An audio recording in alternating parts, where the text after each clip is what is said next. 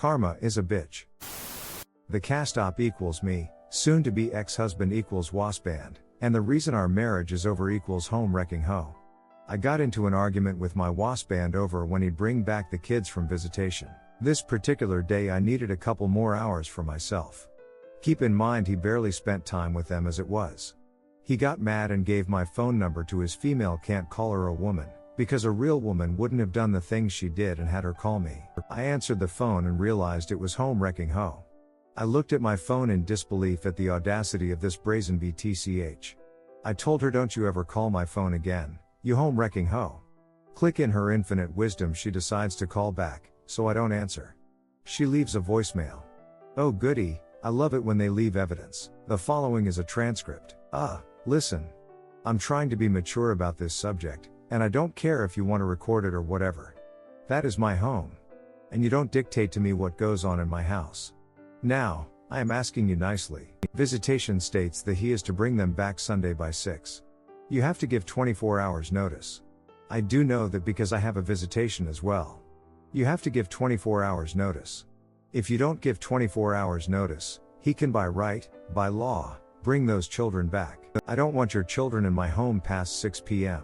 I have something to do. I don't have the means for them to be there, and they won't be there. That's my house op. You don't tell me what to do in my house. There ain't no amount of law, no amount of name calling you call me that's gonna change that. So you can call me a home wrecking hoe if that's what you feel like. If you knew how to take care of your man, sweetie, he wouldn't be in my home, okay? Maybe if you didn't act such a BTCH about certain things, and be mature and handle your business, maybe we could work this out. But since you don't want to be mature about things, and you want to be evil, evil only gets you certain things. Karma is a bitch. This is the stress saying it to the wife. I'ma let you know if you keep messing with, I'll have him go back and change the visitation altogether, so he doesn't have overnights. Cause I can make that so. Cause that's my home. I have the deed to that house. Not wasband. So you play with me if you want to, plus there's a lot of people I know.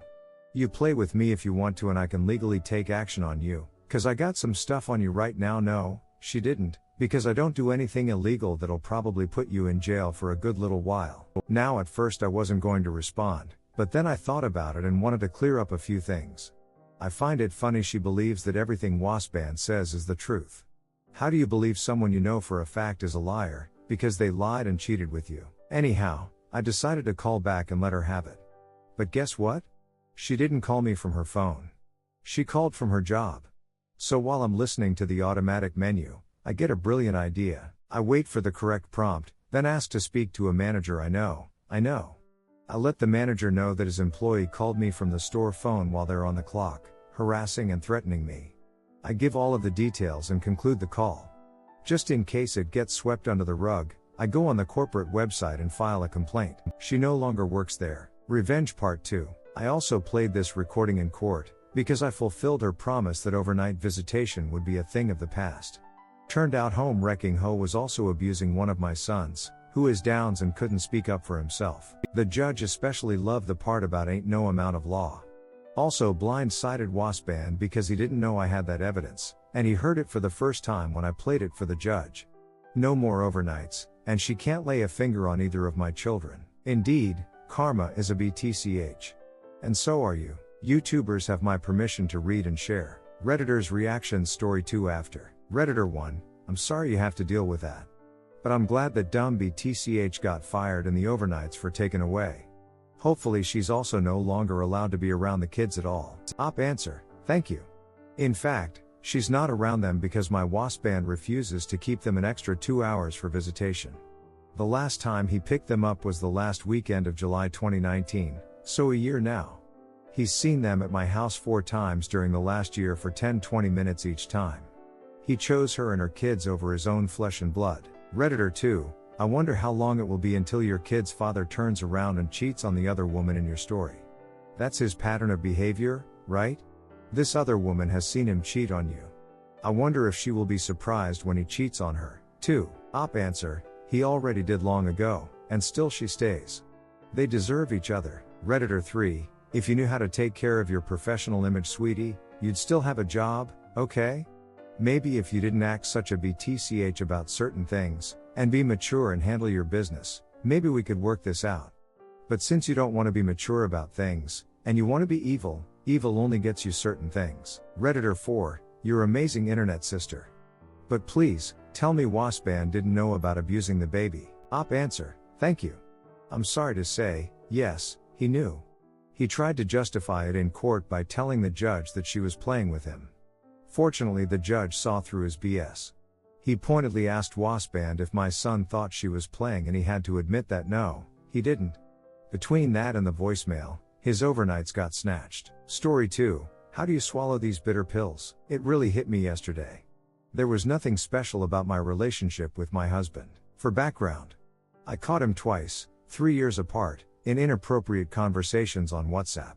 He swore these women were just friends and he just needed better boundaries in his friendship. He blocked and deleted their numbers. This past April he came clean about everything after I badgered him for the truth. Who knows if it's really everything, but the portion he told me was shocking enough. It turns out all this time he had been a serial cheater. We've been together 14 years this month. He said he liked trying to make women want him so he could know he still has it. Nothing was off limits in his seduction. In fact, he was nicer to them than to me. He drove one home in his car every day, but when I asked him to drop me off or pick me up, he always had some excuse. It doesn't make sense for me to come for you. The car needs to go to the garage. I'm stuck in traffic. I won't make it. He left me stranded at night that time. He took them out for drinks, for coffee, but I can count on one hand the number of times we have gone anywhere as a couple that I didn't plan and pay for. He told multiple women they were beautiful. That was his go-to. He called me sweetie. He called one babe. Another convo was full of the emojis I only used with him. He told one he missed her multiple times.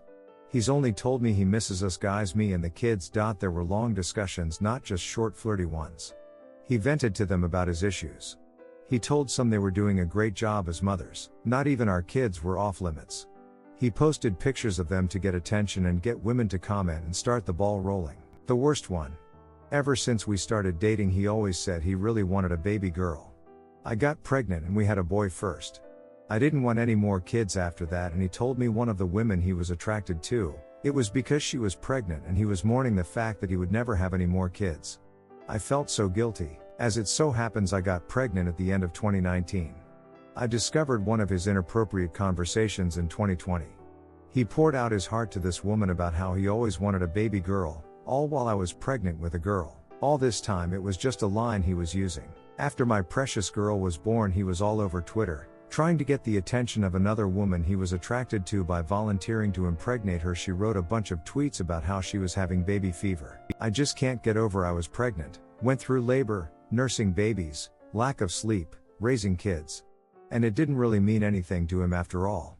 It was just a line. So yeah, feeling depressed today. Update, IT came as a bombshell. Sorry if this is a long read, I hope you will bear with me. 2 days ago I wrote about how I realized there was nothing special about my relationship with my serial cheater husband. That post has more background information. So I had been miserable and low energy for a couple of days because of that. All he said about it was, "You're very quiet today." So finally on the second day I got really angry and blew up at him. I told him I was in a lot of pain and he couldn't even be bothered to ask me how I was. He said he had noticed I was sad but was scared to ask me why. I told him that I felt let down by him and I was disappointed that he was prioritizing his own feelings at a time like this, and how did he imagine I was going to heal if he never talked about what happened. I said when he ignored my very visible mental state, I felt like he didn't care what I was going through. I was getting really heated because I could remember countless incidences when he had behaved like this. You say you love me, but that time you did A, it's like your actions were saying, I don't care about you. The time you did B? I don't care about you. And do you remember the time you did C? I don't care about you. As I was listing everything, and believe me it was a long list, I finally got it. My lips were moving, I was talking, but it was finally clicking in my dunderheaded brain. He acts like he doesn't care about me because he doesn't care about me. But how had I been fooled into thinking he did all these years? Well, for so long his words had been enough to appease me, but for an issue of this magnitude words weren't enough. In fact, this time his "I love you with all my being, you are the person I treasure most in my life, it really lifts my spirits when I see you smile. I've only been thinking of healing our relationship," had me itching to slap him. The other thing I just realized is this man is a master at making me believe he has done something when he has done absolutely nothing, achieved off course with my willingness to see him in the best possible light. Since D-Day I noticed he has done nothing except what I have asked him to. For example, I mentioned a book, he asked for a link and downloaded it, but didn't read anything until I asked him to read a certain chapter. He said he appreciated me telling him what to read because he didn't know where to start. How about starting with page 1, dumbass? There was a time when simply asking to download the book earned him all the brownie points in my eyes. Just yesterday he said he had called our dentist to inquire about some very expensive cosmetic dental surgery I've been wishing I could get. He said they agreed to let us pay in installments so I should go for a consultation. Mind you, this man owes me money, which I asked for a couple of weeks ago, but he said he didn't have it and would get it to me in September. But here he is talking about the dentist. How is it going to be paid for? He knows the furthest it would go would be me going for a consultation paid for by insurance. The whole pointless exercise wouldn't have cost him a penny. There was a time not long ago when him simply mentioning this thing I wanted would have earned him all the brownie points in my eyes. So back to the main point, this man acts like he doesn't care about me because he doesn't care about me. I feel freed from the burden of Googling, reading, researching, looking for the trauma that caused him to act like this and trying to fix him so he can finally love me. That was silly of me in the first place, but now I finally see it's a waste of time. But I'm nervous to take the next steps. I have my kids to consider. Wish me luck, please. By the way, he still hasn't asked me how I am. Redditor's reactions. Redditor 1, won't lie to you, the next little while is going to suck, but once this marriage is over, officially, and you get a chance to decompress, life will be much better. Best of luck. Op answer, is it just a little while? It seems like such a long road ahead. Thanks for your comment, I appreciate the support. Redditor 2, absolutely op, you have learned the first of many lessons to trust they really suck, trust that they suck, refresher course. And I am sorry, but you are on your own now. He will not ask you how you are doing as he just does not care. That is, he has zero empathy, no remorse for his past behaviors, as this is all about him. Have a glance at this post about remorse? Or imitation remorse? Remorse or genuine imitation, naga hide remorse. No good person discards and cheats on their kids op. No one. He is demonstrating that he simply will not do the heavy lifting, counseling, downloading books, etc. as he is counting on this blowing over or some other nonsense. Nothing to work with here op. Please start your plan of ducks. In addition, if you are sharing insurance and have access to the finances, immediately begin taking care of health care, dentistry and usual family expenses today. This makes you look like the caring parent taking care of immediate needs. Be sure that any correspondence regarding your children has your name on receipts, thus starting a paper trail for your legal people edit. Also the obligatory sourcing out past paycheck receipts, credit card bills, cell phone payments, any shared banking, mortgages, and keeping copies for a visit to your lawyer person. The gaslighting, the fine art of making you believe you're crazy, the darvo which you seem to witness, the circular nonsensical word salad leads to a dead end. Please pursue things with a legal person familiar with family law and has experience dealing with abuse. Be the sane parent. By advocating for your children, you are also taking care of you.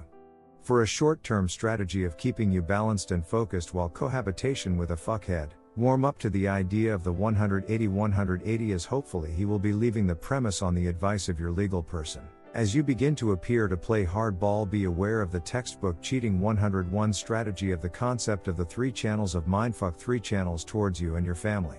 Once you understand his strategy, it will be much easier dealing with that. Op answer, I have to thank you for your comment on the other post. The Chump Lady article was probably the catalyst of my epiphany. And thanks for taking the time to type out all this helpful information. Redditor 3, look at people's actions and behaviors rather than their words.